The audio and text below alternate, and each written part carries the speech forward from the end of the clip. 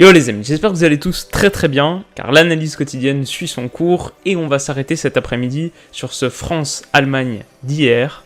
C'est parti.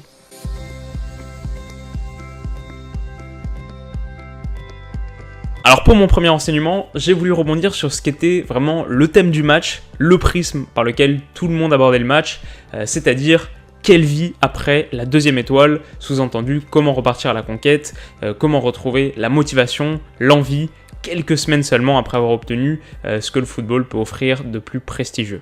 Et c'est une question qui est légitime, on sait que les champions du monde en titre passent souvent par une période assez compliquée, que gérer l'après est pas évident, et donc on pouvait craindre à ce titre un petit passage à vide des Bleus, mais ça n'a pas été le cas. Après une première demi-heure assez terne quand même, des deux côtés, on a vu une équipe de France engagée, pas toujours très juste tactiquement, mais ça c'est plus à mettre sur le coup de la fraîcheur physique à mes yeux, parce que l'équipe était mentalement solide, pas de saut de concentration, un bloc bien compact. Et donc mon enseignement sur ce point-là, même si c'est juste une intuition, que le temps vérifiera peut-être ou peut-être pas, mais donc mon intuition c'est que au vu du style de jeu pratiqué par l'équipe de France, le risque de chute est peut-être atténué. Parce que pour l'instant, que ce soit l'Espagne ou l'Allemagne, les équipes qui ont connu le plongeon après la gloire ultime, pratiquaient un football de possession qui leur demandait de prendre le jeu constamment à leur compte et d'être les architectes de leur propre succès.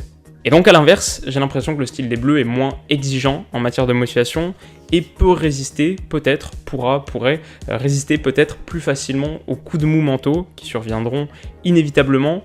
S'il y a un point sur lequel il faut être particulièrement vigilant, c'est peut-être plutôt la condition physique. On a vu dans les 20 dernières minutes que quand la France a pêché dans les efforts, l'Allemagne a repris le dessus. Donc voilà, évidemment c'est beaucoup trop tôt pour le dire, rendez-vous dans 2 ans, et peut-être même plutôt dans 4, mais j'ai l'intuition peut-être que la France réussira à vaincre le signe indien, et puis le fait d'avoir un groupe très jeune, de la génération qui passe rapidement à autre chose, et qui surtout a toute sa carrière devant soi, pour la plupart, ça aidera sans doute. Deuxième enseignement, c'est qu'avec ce match, on ouvrait donc le bal de la Ligue des Nations, et après avoir lancé la seconde saison de l'analyse en parlant de cette compète, je me dis que je dois quand même y réagir, et ça ressemble quand même pas mal à un match amical. Il y a des signes qui ne trompent pas, et notamment au niveau de l'arbitrage, avec les cartons qui restent dans la poche jusqu'à la 89e minute, pas de temps additionnel en première mi-temps, et seulement 2 minutes en seconde, peu d'animation en tribune. Voilà, je peux pas dire que j'ai été totalement transcendé par l'enjeu. Mais ce match nul comptera peut-être, ce serait quand même sympa de jouer le tournoi d'été, et un point pris en Allemagne, c'est pas un mauvais résultat. Et puis dernière chose par rapport au format Ligue des Nations, j'ai vu que Deschamps regrettait le fait de ne pas avoir pu faire plus de changements en cours de match. On le comprend évidemment, mais j'avoue avoir apprécié le fait de voir 2 11 cohérents sur toute la durée de la rencontre. Et enfin, dernier enseignement, c'est qu'on attendait évidemment au tournant Alphonse Areola, l'homme qui a été champion du monde sans avoir joué une seule minute en A, il a été exceptionnel. J'ai compté au moins 3 grosses parades, alors sur la frappe de Reus à l'entrée de la surface, sur la volée de Hummels, où il se détend bien sur son côté gauche, et puis évidemment sur la tête de Ginter, le plus bel arrêt de tous en fin de match, mais il a été aussi très bon dans la lecture du jeu, avec quelques sorties dans les pieds très vivaces, une claquette sur un centre vicieux qui était vraiment pas évidente à faire. Voilà, c'est une saison qui risque de compter dans la carrière d'Areola, qui a mine de rien déjà 25 ans, mais il la lance très bien, et personnellement, j'espère un peu le voir prendre le dessus sur Buffon à Paris. On passe au top flop, et en premier lieu donc Areola, brillant pour sa première sélection, et élu à juste titre homme du match. Neuer, qui a été moins spectaculaire, mais toujours très bien positionné, sur une tête de Giroud en première, sur le coup franc d'Mbappé et la frappe lointaine de Griezmann ensuite, donc match vraiment solide de sa part. Et enfin, ça va peut-être faire un peu débat, parce que nos attentes sont forcément disproportionnées quand on parle de Mbappé, mais le danger est souvent venu de lui. Un peu de déchets, mais beaucoup de différences créées au cœur du jeu.